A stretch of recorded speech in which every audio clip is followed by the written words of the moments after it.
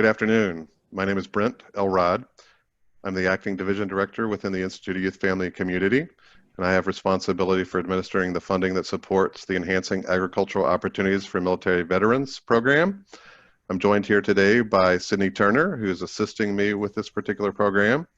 Folks likely know that we're on our third cycle of funding, and we're delighted to be able to go out to bid this year and see your proposals to engage military veterans in agricultural pursuits anywhere across the supply chain.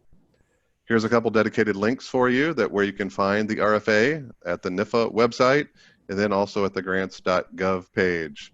You'll be able to access this. You can also just do a Google search on Enhancing Agricultural Opportunities for Military Veterans, and that'll pull up the links to the various projects.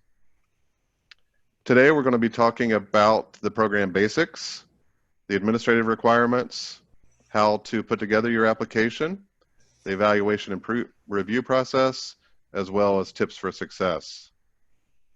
As you see here, the basic purpose of this program is to provide training programs and services that establish and enhance farming and ranching opportunities for military veterans. In addition, the language is clear in terms of who can apply as the lead entity for this funding. It includes nonprofit organizations, and you see there are 3 sub-elements to demonstrate if you qualify. Those nonprofits have to be operated primarily for scientific, educational, service, charitable, or similar purposes in the public interest. They cannot be organized primarily for profit, and they must use any net proceeds to maintain, improve, or expand the operations of the organization.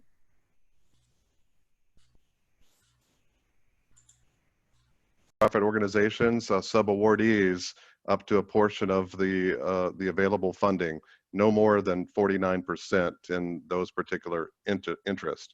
So again, nonprofit organizations, also referred to as non-governmental organizations, have to be the lead entities based upon the language provided by Congress. This year, almost $10 million, $9,595,000 is available. This is an increase over the previous 2 cycles. As many of you may be alert to in years past, we've been out for bid for $5 million. The reason we're at this $9 million plus figure is we've combined the fiscal year 19 and fiscal year 20 appropriations into a single announcement so that we can get back on track. And we've also listed this year for the first time 2 categories of funding based upon the additional dollars that are available. Large standard grants up to $250,000 per year for a 3-year project period, or $750,000 total. And then you see the small standard grants of $100,000 per year for 3-year project periods. What we hope is that we'll be able to make a larger number of awards this cycle than in years past when we've averaged 5 or 6 awards. We hope to at least double that with this particular cycle. Project types are training and outreach. That means these must conduct programs and activities to deliver science-based knowledge and informal educational programs to veterans through an immersive on-site learning experience leading to a comprehensive understanding of successful farm ranch operation management practices. This RFA was written prior to the pandemic, and so we do want proposals to be responsive to the social distancing requirements based upon CDC guidance. Also take into account your state and local guidance, as that occasionally can differ, and to also be thinking forwardly then over the course of a 3-year project period how you're going to deliver this educational programming. So clearly packed into a classroom for an on-site is probably not going to be a good order of business. So you'll want to take that into account as you put your proposals together to demonstrate for peer reviewers that you understand what the challenges are and how you're going to be able to effectively respond to be able to provide this training and educational opportunities for military veterans interested in ag.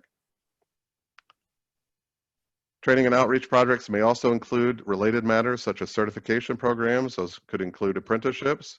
instructional materials, and innovative instructional methods appropriate to help prospective producers and ag businesses successfully manage their operations. I do want to note that we are open to receive proposals anywhere along the food supply chain. Again, this is another instance where we've seen interruptions in the food supply chain associated with COVID-19 and coronavirus. And so as a result, there may be some innovative opportunities there to respond. And so if you've got those kind of ideas, be thinking about how they might be incorporated into a proposal to serve producers and those that are interested in supporting the supply chain anywhere along it. Here's some good practices. Not surprising, this is true for any kind of federal grant, any grant for that matter. Know who your audience is, where they are, what they need.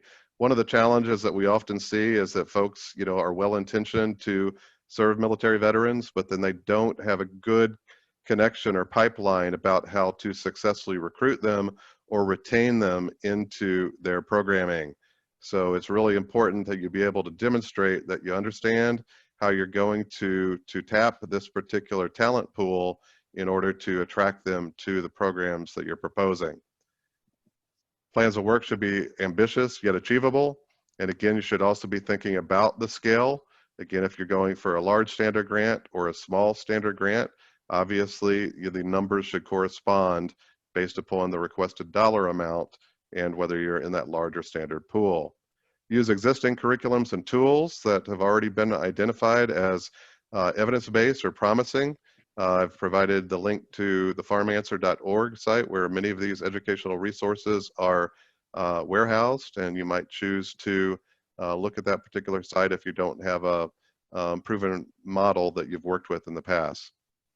We want you to focus on the results. This pool of funds should ensure that veterans are finding career opportunities in agriculture. So we're not training folks to be training them, but we were really looking to ensure that that folks are looking for jobs, looking for business opportunities, looking for careers. The training leads to those successful opportunities. So those proposals that demonstrate how you're able to do that and or have done that in the past are going to be more well received by peer reviewers. Do your homework. As I mentioned, we're on our third cycle of funding. So there's 2 cycles of funding for AgVets, and then a number of cycles for the veteran set-aside that's including in the Beginning Farmer and Rancher Development Program, also known as BFRDP. And again, I'll just pause here and note that if you are new to serving veterans, AgVets is probably not the best place to do that. We're asking through the evaluation criteria that you demonstrate that you have been skilled and or can build upon existing practices in order to engage veterans. So if you've not had that experience in the past, the Beginning Farmer Rancher Development Program might be the better grant opportunity for you to consider in a future cycle. AgVets is really looking at existing programs that have some proven set of data, some measures that can be demonstrated to be able to build upon. So I mentioned there's the link to the Farm Answers website where you can also find information about these programs and others that may not have necessarily been funded by USDA that support veterans. So I'll just back up just for a second here and just show you this, this link to the CRS Assisted Search is how you can actually access the programs that have been funded in the first 2 cycles. And so if you were to click on that link, then this would open this particular page. It allows you then to do a search for the various programs. And if you are able to do that, then you can pull up a page like this, which in this particular instance is a screenshot of the first year group of the programs that were funded in the first cycle of funding. And you'll see there across the top, it's the title of the project and then the investigator, or as we call the project director, who had lead responsibility for these particular efforts. All these projects were funded originally for 3 years, so they'll be beginning their 3rd year. The projects that were funded last year will be beginning their 2nd year. So there may be lessons learned there that you potentially could apply if you're interested in submitting a successful proposal. You can get additional detail. So in this particular instance, if you had clicked on the proposal for the North-South Institute at the very top there, the Development of Veterans Incubator, then it will click and you'll be able to drill down to additional information that tells you more about what this particular proposal suggested they were going to perform. In each instance, then this is public information, and so be prepared if you in fact are selected for an award, then the information also has to enter our database so that it can be available to taxpayers and others to understand what their dollars are funding and how they're being put to work in support of vets and ag. As I mentioned a couple of times now, there's the Farm Answers website that has information about programs and others. You can go in there and do a search on veterans if you see that audience is checked. And when this screenshot was taken, there were 19 different entries that have information related to veterans. And this particular screenshot captures the first page of that. There's a number of websites across USDA that have additional information that will be useful to you as you put your proposals together so that you can understand exactly how the department supports veterans more broadly. NIFA is one agency within the USDA portfolio, and so as a result, there are lots of other agencies that are also providing services and supports. And it's very important that you demonstrate those connections. So we want our veterans, as they come into these training programs, to understand then how they can tap resources through Farm Service Agency, through the Natural Resources Conservation Service, potentially through the Risk Management Agency, others, so that they can have the best chance of success as they move forward with their enterprise. We're going to ask that the training programs demonstrate how those veterans are being connected directly to those resources so they can have an understanding when they complete the training about how they can move forward and build their skills and be able to tap the resources that the not just USDA offers, but across the federal government. So I'm going to move on here to some of those other entities that you should be alert to. It's not just USDA that plays in this space.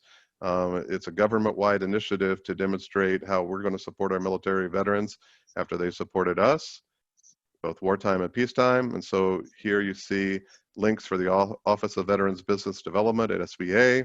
Also, SBA has a number of programs, the VBOCs, the SBDCs, the WBCs. You should be alert, depending on the individuals that are coming through your program, how they can tap those resources. And so that's why I mentioned at the outset, if you don't have established links and connections, you need to demonstrate in your proposal how those are going to be brought online so that you can ensure those veterans have the highest degree of success as a result of participating in your program. Here's a few more from Department of Labor and Departments of Veterans Affairs. As I mentioned, these slides will be made available along with the link to the recording of the webinar in about a week. You should also look at non-governmental organizations that are providing support. There are a number of VSOs, veteran serving organizations, coalitions, others that are working in the veteran space. So look again to, especially if you're looking for recruitment opportunities where you can meet those veterans where they are to tell them about your program and potentially help them understand why ag is a viable career, then connecting with these other organizations is going to be helpful to your cause. We're accepting two types of applications during this proposal cycle. Those are new. That means you've never submitted to AgVets in the past, and then resubmitted. These are previously unfunded submissions. So if you came in the previous cycle last year, you would have gotten some review comments. The expectation is if you're going to come back that you respond to those reviewer comments, say how that you have indicated that you're going to take those into account. And in that case, you would choose the resubmitted option when you come in through grants.gov. I'll talk about that in a little more detail coming forward. Here are some additional requirements. In this particular instance, there is no matching requirement for submissions to AgVets.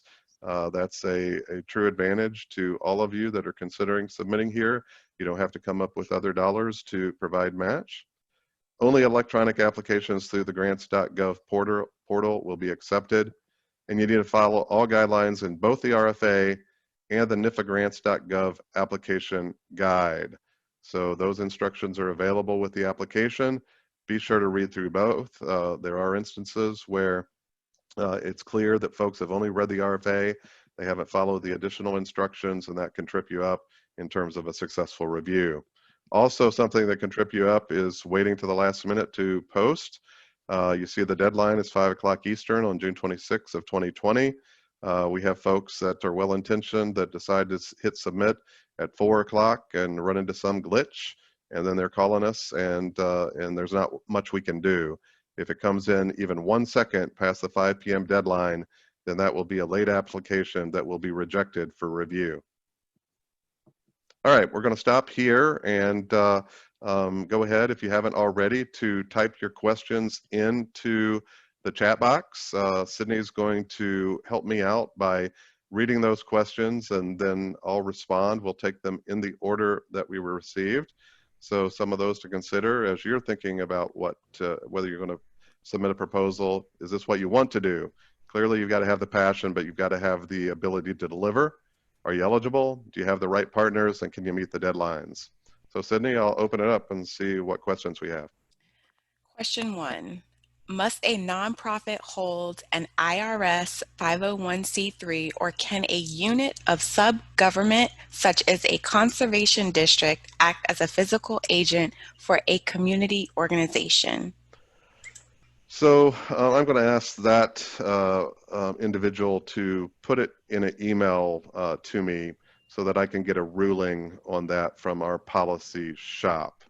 We'll have to take a look at that in a little bit more detail to make that determination. Question 2. If a university has a nonprofit, are they allowed to be the lead applicant? No. So in that case, they cannot use their foundation or other resource to get around the congressional direction to support non-governmental organizations for this. But as I mentioned, institutions of higher education can come on board for up to 49%. So in that particular instance, finding the non-governmental partner to serve in the lead, then the institution of higher education can come alongside as a collaborator to put their proposal together. Question 3. We have an online course and all flight training will be outside and each pilot will have at least 10 feet apart.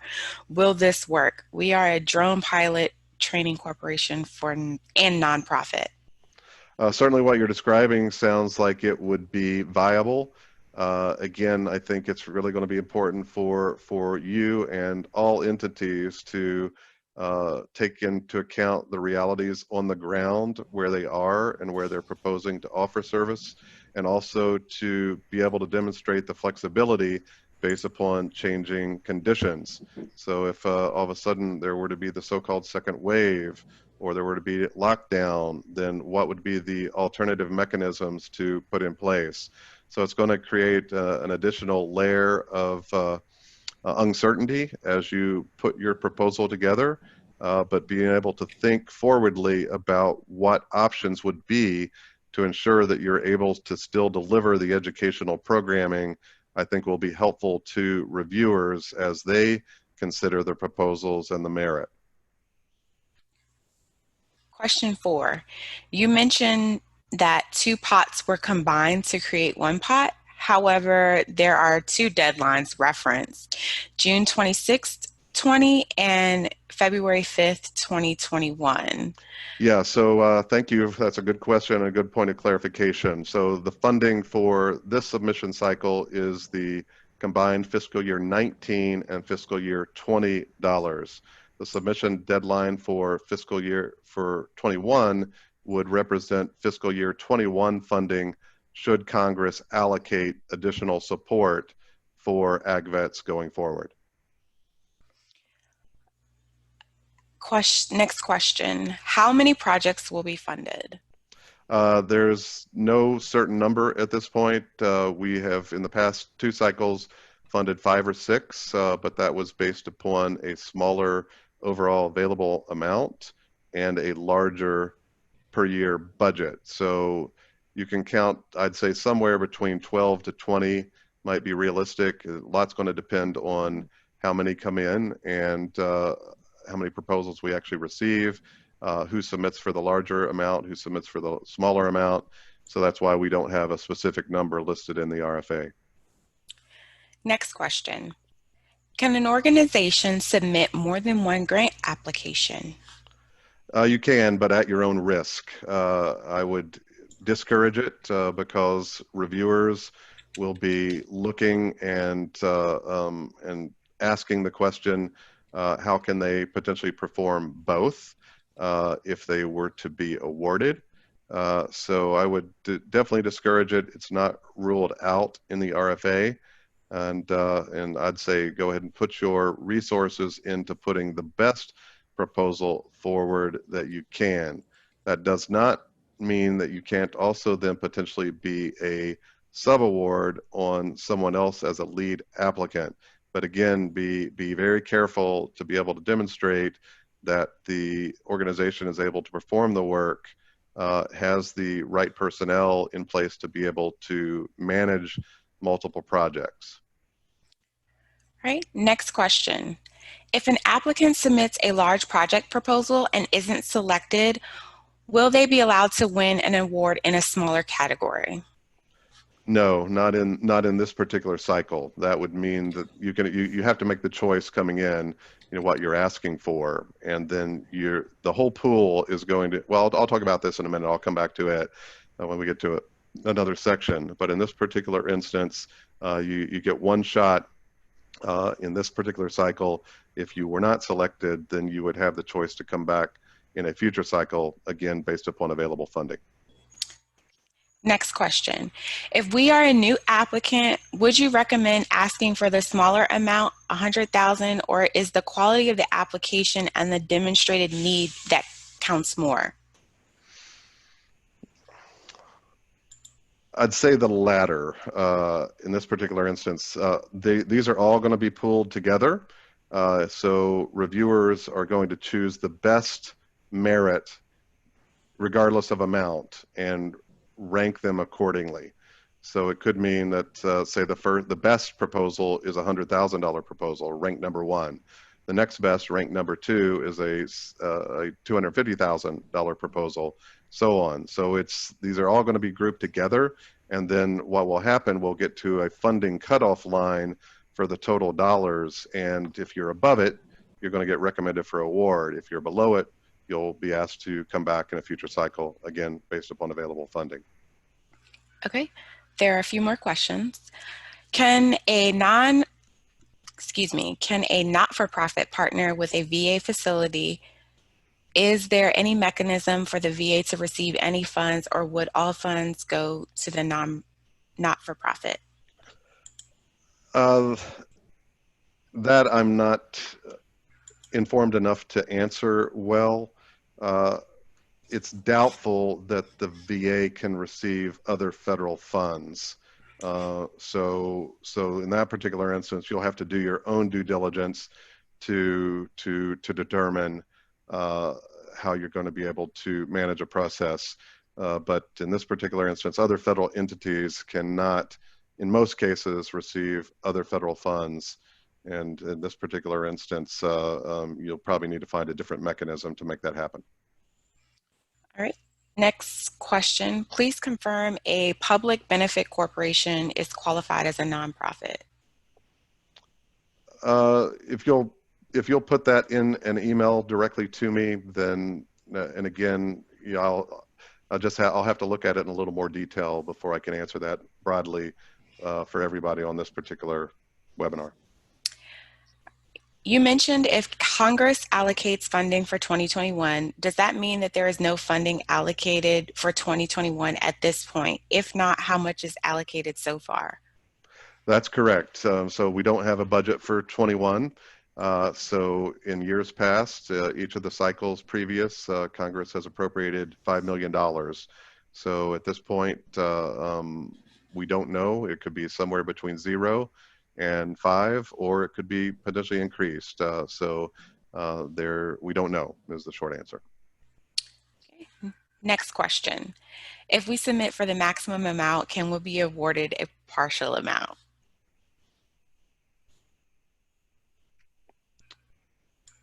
That would depend on where you fall on the close to the cut line. But if you're ranked and recommended for funding, then the likelihood is that you're going to get your full amount that you've requested.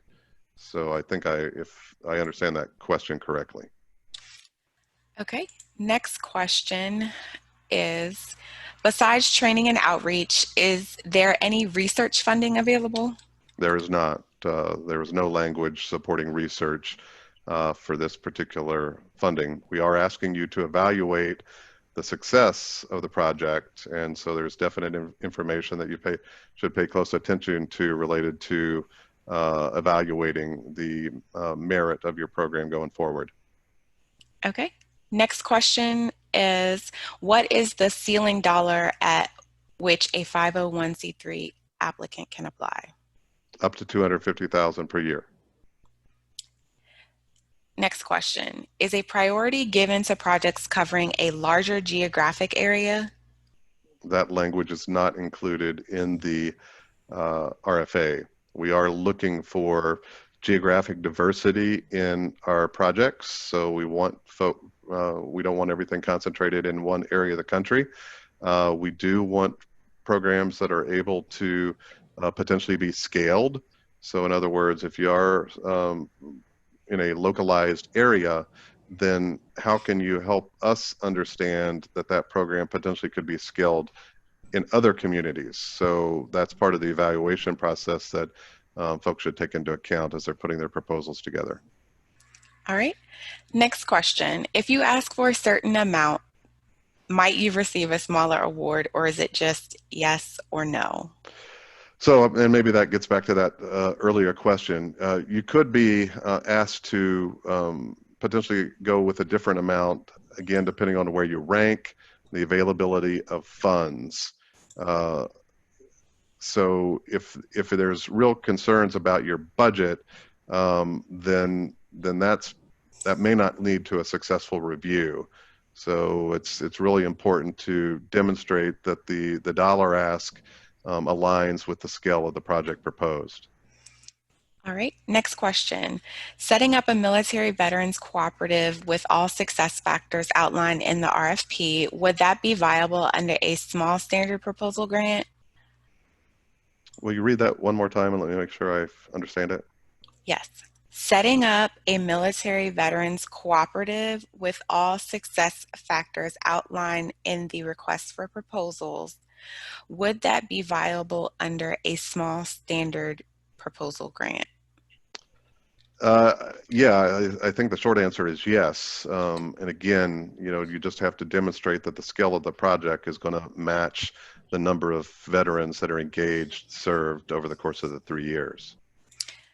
All right, the last question that I'm seeing at this time is, if we are current recipients of a BFRDP grant, can we apply? Yes, and in that particular instance, being able to demonstrate how you've achieved success with the BFRDP funding that has prepared you then for a successful AgVets award is certainly going to be helpful. If you're very early into a BFRDP project and you don't have good metrics to demonstrate that you've been successful, it might be premature. Reviewers probably are going to want to see some level of evidence that you have been able to be successful in what you propose with BFRDP and that you're now ready to build upon that with an AgVets award. Okay, right. We'll move on. Thank you, Sydney, and get through the rest of the slides here. This next section is about the administrative requirements.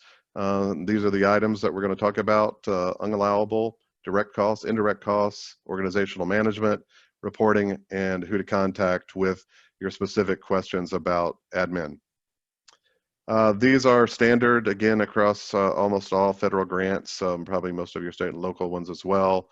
No promotional giveaway items, no incentives to entice participation, stipends for veterans to be able to potentially participate are allowable, but again, you'll want to be clear on what you're proposing and how that's going to lead to success through the program. We can't support construction of a building or facility or purchase of equipment for this particular with this particular funding. Neither can we do meals before or after a meeting. Lunch can be offered, but only during a meeting. So you need to have justification. In other words, you need to actually be meeting and not just sitting down having lunch and then talking about what the plans are for later. It needs to have a clear agenda and what you intend to accomplish as a result of that particular meeting. The others are no surprise, no entertainment, no alcohol. You can't expend anything after the expiration date of your award. Indirect costs are limited to 30% of the total federal funds or to the lesser amount based on your rate or the equivalent of 30% of total federal funds. There's a link here on this next slide that's going to give you better detail if you're unfamiliar with getting a rate related to the feds. And so in this particular instance, you also have a couple options. You can do the DeMinimis option, which is 10% of the modified total direct costs, or you can submit your documentation after you've been notified of a successful application. In other words, you can go ahead and put your proposal together if you don't have a negotiated federal rate, and then once you get confirmation that yes, you've been successful, you're being recommended for award, to be able to put that indirect cost documentation together. Especially since we're working with non-governmental organizations, some of you may be new to working with USDA NIFA, and in that particular instance, there's additional due diligence that's required. You'll need to submit, again, subsequent to being recommended for an award, Form 666, the financial statements, an IRS determination letter, your audit information. And not surprisingly, we want to make sure that your organization is able to comply and has good financial underpinning to be successful in moving forward over the course of the 3-year project. We also require dedicated reporting information, so we require initial project initiation. When I showed you that slide earlier, what that abstract looked like from the North-South Institute, that's as an example of what your project initiation will lead to, becomes a public-facing document that's available for all to see what the work is that's been proposed. In addition, you're required to submit financial reports and also technical reports, and then as the proposal wraps up, final technical and a final financial report.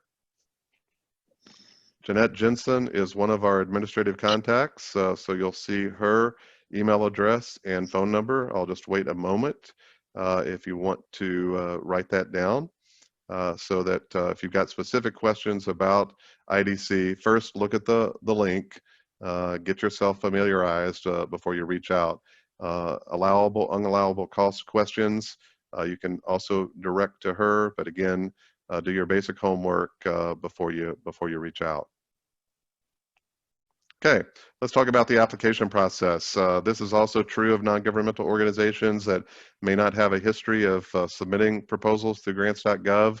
It's a lengthy process to get registered. So when I say right away, I mean if you're thinking about it serious, start tomorrow to put your paperwork together for that requirement. It can take weeks to complete. Here we are mid-May. We're given till later in June, so you basically have about 5 weeks to get everything registered. If you wait and you come up late and you say, well, we've done everything, but they're still asking for one form, and you don't get registered to submit, then we can't help you. We'll just have to say, come back in the next cycle. So take this very seriously. If you're interested to get yourself registered, it takes a lot of work, but it's worth it because it allows you to be eligible then for any federal grant to be able to respond. It's also true if it's been a while since you submitted. Don't just assume then that everything is still peachy. Go back and just double check to make that everything is current and that you're eligible to be able to put your application in. You also need the latest version of Adobe Acrobat loaded to your system. All forms that are submitted to us have to be in the PDF format. Use your high-speed connection if at all possible. Again, if you're late in the game, you get timed out for some reason, you get knocked off, and you don't get your proposal in, a lot of hard work goes to waste. There's the link to the RFA. Here it is again, and this is the page it's going to look like if you go through the NIFA portal. You'll choose that apply for grant option to be connected to grants.gov. The RFA, of course, is in the View RFA tab. In the application process, you got to complete all the forms and submit PDF attachments where they are required. Invariably, we'll see somebody that will get a curriculum vitae or a resume or some other form in Word document, forget to convert it to PDF. What happens is it's excluded and doesn't come through from grants.gov to NIFA, which means then that particular element will be rejected. In other words, it won't be included in the proposal. You potentially may learn after the fact if that's the case, and you'll email me and say, can I send this to you now as a PDF? And my answer is going to be no. You're going to have to come back during a future cycle to get all your paperwork in. So don't be that person calling me. All right, read all the instructions. Here are the elements of the proposal requirements: a 250-word limit summary or abstract, and then a narrative. And this is the meat of your proposal. It's up to 16 pages. It can be 1.5 spaced pages, and there are 6 sections. You see them listed there, and the page number requirements that you should stick to in order to put your proposal together. If this is a resubmitted application, in other words, you've submitted in a previous cycle and you're coming back, we're giving you 1 additional page to respond to reviewer comments. So be clear in your response that you've understand what has been suggested and are responding accordingly. Here are the additional allowances. Attachments include the bibliography and references, your commitment and any pledge letters, and a fiscal agent letter only if it pertains. In other words, if you're still trying to get your 501c3 and potentially you're going to use a fiscal agent, that is allowed, but you have to have the authorized letter to support that in your application. No other attachments are allowed. If folks try to get around that, we typically will catch it and exclude the proposal for review. In addition, you may have more than one senior or key person working on the project, especially with your larger proposals. And with those, then you need to submit for each of those individuals the bio sketch, a current and pending support form, and a conflict of interest form. Be complete for each individual. Have all of those items. Other forms and attachments that are required are the budget, also the budget justification, and any subaward budgets. So you see there some directions. You need to save the form from the application, then complete an attachment.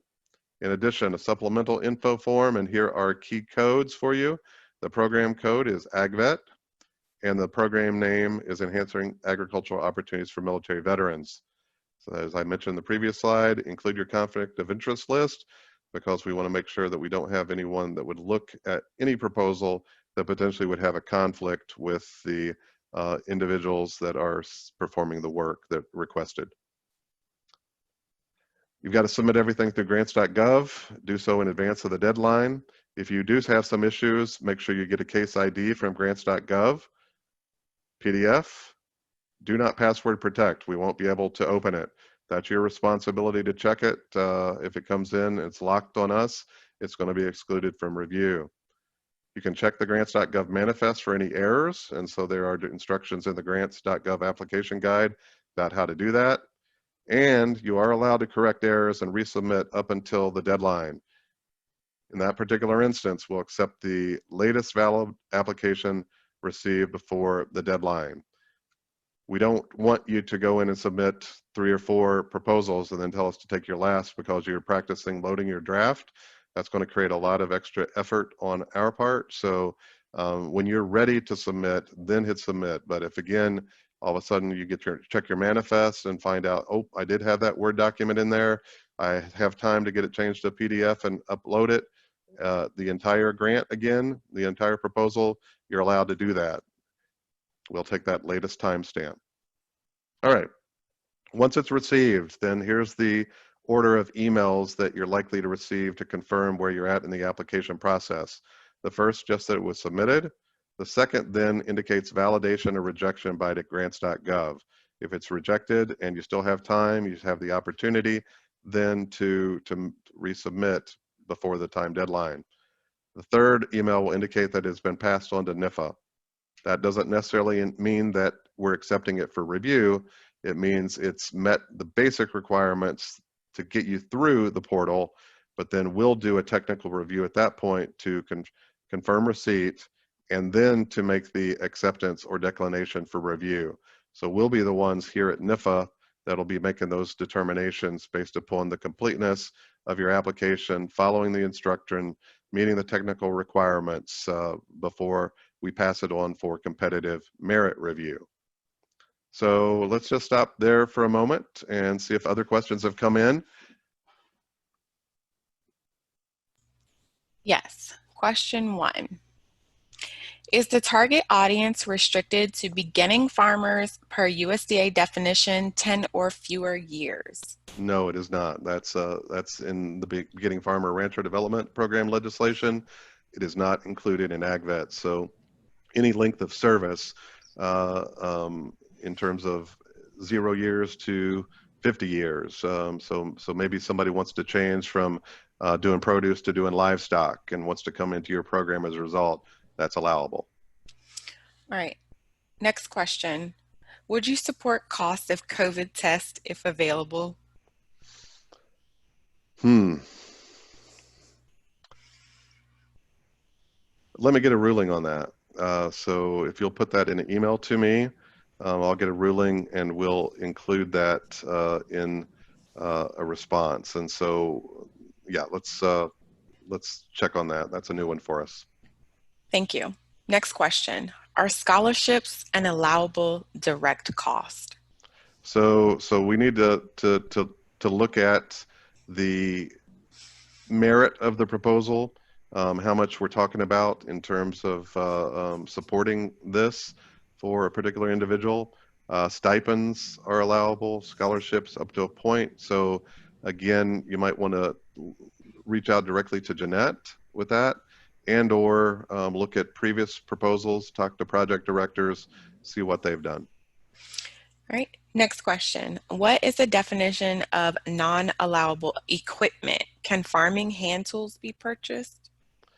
So we want that's likely going to be allowable to support the education and training of the individuals. What we're not going to do is pay for a tractor.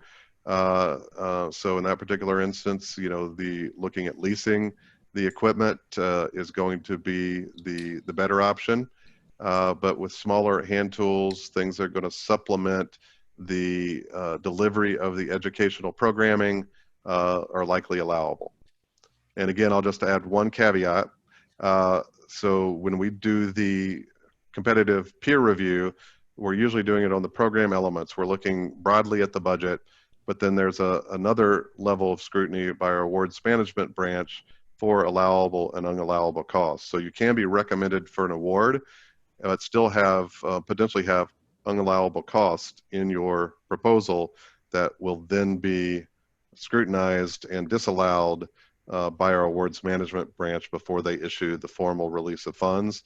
In that particular instance, should it occur, you'd be asked to move the lines to an allowable cost, you move the funds to an allowable cost so that we're in compliance with government regulation. Okay. Next question. Can the indirect cost rate of a subawardee be higher than the applicant nonprofit indirect cost rate? And can the indirect cost rate of the subawardee be greater than 30%?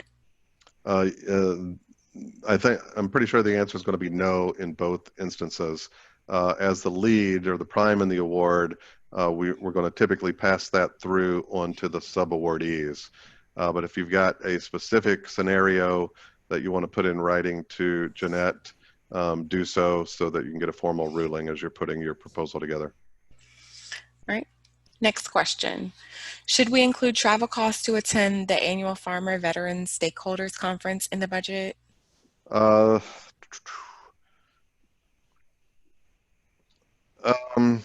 going to leave that up to the proposals. Again, I'm guessing the individual's asking about professional staff and not necessarily to the veteran attendee to the program. So what I think the question that needs to be answered in that particular instance is, how will that particular training benefit the direct education of the ag producers that are participating in the program? So if you're going to, you'll have to offer the justification for that particular activity, and similarly, any kind of training that would require travel and how it's going to be ultimately a direct benefit to the participants in the program. Next question. Is there a specific font and font size required? Help me remember, it's 11-point Times New Roman, right, Sydney? I do believe I can verify that in just a second. No smaller than 11-point font Times New Roman or something similar. I will verify that during the next section. The next question comes, can you give some examples of a conflict of interest? So in this particular instance, say I had worked with somebody or published a paper or financed their activity, that would be, if that particular individual then were going to be considered to review my proposal, the expectation might be that they have some special connection that could either lead them to favorably or potentially even disfavorably review my proposal. So we want to, in all instances, avoid any perception of conflict of interest so that our reviews are fair and transparent. All right, I just pulled the RFA up. So per the RFA, the request for applications, page 13, project narrative should not exceed 16 1.5 space pages of written text, including figures and tables. The font size should be no smaller than 11-point Times New Roman. Okay, all right, good. Next question. Can the grant be used to purchase or rent office space? So not to purchase, rent office space would be allowable. Next question. Can you talk more about the budgets needed? So I just, in this particular instance, based upon the time, I'm going to encourage you to look at the RFA and to look at the application guidelines. Then if you have specific budget questions related to allowable costs, that you put those in writing to us. But it's, the expectation is that the proposed budget is going to be in keeping with the associated tasks and deliverables. So if all of a sudden, and I guess I'll just say one general piece here, if say you're proposing a small grant and you're asking for $100,000 a year and you're going to train one veteran each of those years, then the per unit cost would be $100,000. That's probably, well, I can tell you it's not a good use of taxpayer dollars. We want programs that are affordable and scalable, and so then it's going to be up to the proposal to demonstrate what's that good return on investment based upon the number of veterans served and connected to agricultural careers. Now, if all of a sudden you come back and you say that one veteran going through your program is going to be making $1 million the next year, then potentially that's a different scenario. So be thinking again about what is the outcome and how's that individual going to be successful in their work. Farming is hard work, ranching is hard work, agricultural work is hard work. But there's also opportunities anywhere along the supply chain to be able to potentially make profits over the long term. And so then how is your program helping to ensure that producer or ag worker, supply chain provider is going to be successful in the opportunities that you're helping to train and educate them toward? Okay, next question. Are cattle an allowable cost if directly related to expanding program participants as part of a ranch to table veterans entrepreneur program? So would have to have that one looked at. So put that in writing to Jeanette, copy me, and so we'll see about getting a ruling on purchase of livestock. In most instances, again, are we getting a demonstration cow? Is it for purposes of the training? So it's got to directly relate. If we're just supplying the ranch, then no. The answer is going to be no. It's going to have to directly relate, and it's going to have to be the portion that coincides with the training. So that's one other thing when I mentioned, renting the tractor, you're also going to have to take into account, is it sitting idly there for 9 days out of the month because you cannot train in person? And if so, is it going to be used for other purposes? We can't use these funds to pay for any other purposes for use of that particular resource. And so be very careful in terms of how you're using equipment in order to ensure, if you get audited, that you don't have any costs that you'd ever have to pay back. All right, I have 2 more questions. Is there a recommended maximum payroll cost in the budget, for example, for the trainers, consultants, in the overall award? So no, it's not going to be too much of a surprise if the majority of the funds support the salaries fringe related to the personnel that are involved in providing the training. So we do have rules on on allowable hourly cost for consultants. And so for that particular information, you can search it online, reach out to us additionally as needed. All right, last question I'm seeing here in the chat is, what is a good ratio of veterans per dollar? I'm not going to answer that one. I think you have to make the case and convince reviewers that you've come up with that formula. All right, I just checked my time, and we're about 7 minutes, and I've got quite a few slides, so I'm going to try to roll through these quickly. Again, if you don't see them and you want them, we'll be posting them in about a week. Here's, as I alluded to, we're going to do additional screening after it moves over from grants.gov. Late submissions will be rejected without review. I'm just going to repeat it, especially now if you come in with a COVID-19 reason. We're going to expect that you have found some way to overcome it in the next 6 weeks to ensure that you're working with your budget offices, your other offices for submission on the proposal, so that it's not an issue. And so do your due diligence now and don't make that request if you come in late. All right, talk to you a little bit more about the competitive review process. After it's cleared the technical review, then we're going to have a panel that's made up of your peers. There will be some folks from federal government agencies, from academic institutions, certainly some veterans, certainly some farmers, some ranchers. It's a nice mix. We've had really good panels these first couple cycles. I expect we will again. They're looking closely at the RFA, the evaluation factors, and then conducting assessment of your proposal, its strengths and weaknesses against those evaluation criteria. Their role is to provide constructive, unbiased evaluation. As I mentioned when we talked, somebody asked about the conflicts of interest. This is why we want to make sure that folks don't have those conflicts. If all of a sudden something is discovered during the review process, we ask them to either turn over the responsibility of that review for that particular proposal, or if they're not on a proposal, to step out of the room, in this case a virtual room, while it's being discussed. We are going to protect the confidentiality of the information that is submitted to us.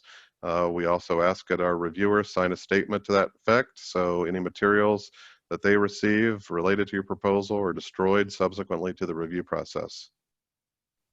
Just step back, I realize I skipped over panel proceedings. Lead project directors will get the reviews and a consensus or a summary of the review process, and then it'll be up to them to choose to share with collaborators or not. The Sections of the narrative coincide with the evaluation criteria, so you see them listed here. And some of you are going to have listened to this webinar and say, hey, it's just not a good time for us to put our proposal together. We may need more time, and potentially you'd like to be considered as a reviewer. Again, not to get any information on other proposals about to submit your own in the future, but more to contribute your understanding about choosing the best programs to serve veterans interested in agriculture. So if that is the case, send me an email with the information that I'm requested. We will cycle through to determine if you're going to be a good fit.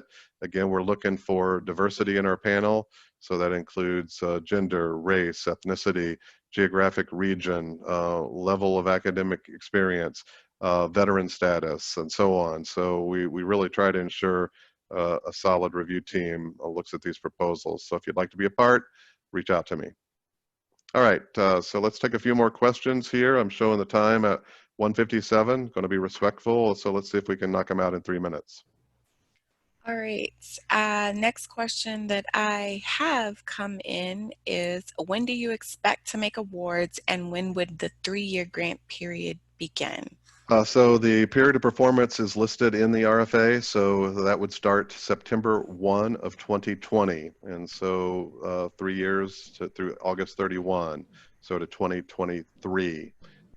So sometime beginning as we complete the panel review, between then and end of September, we will notify both those selected for awards and those not selected with the results of the process. All right, thank you. There are no other questions at this time. Okay, good. All right, so this next section includes successful proposal tips. Again, these aren't going to be big surprises to anybody.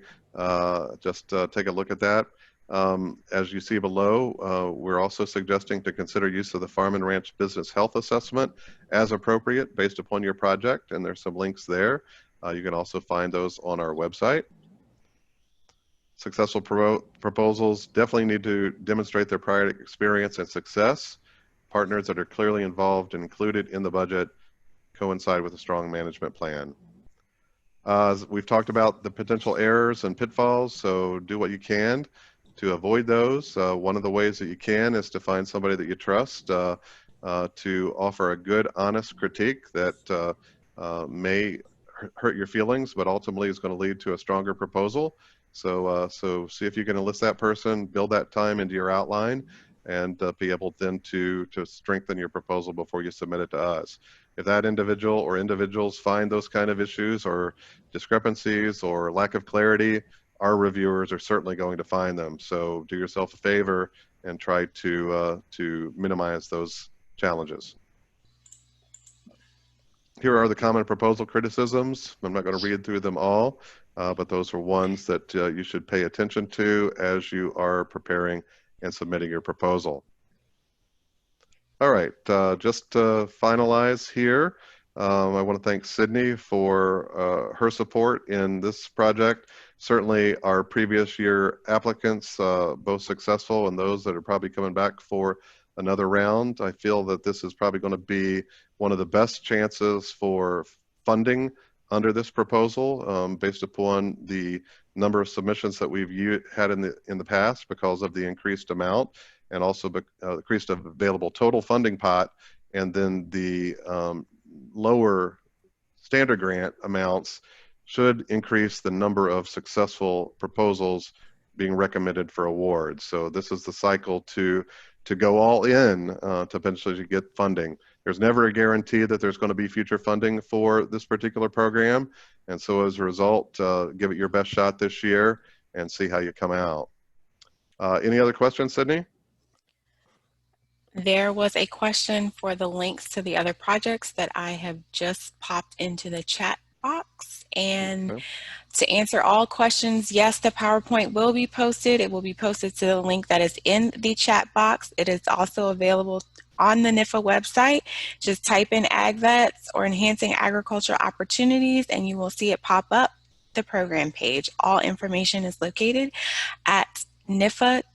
veterans.usda.gov.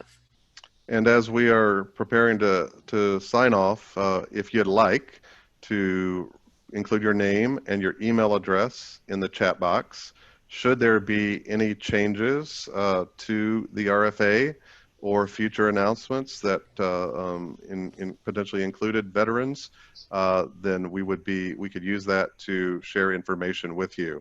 Not required, but if you'd like to offer up that information, again, your name with your email, type it carefully so that it is correct.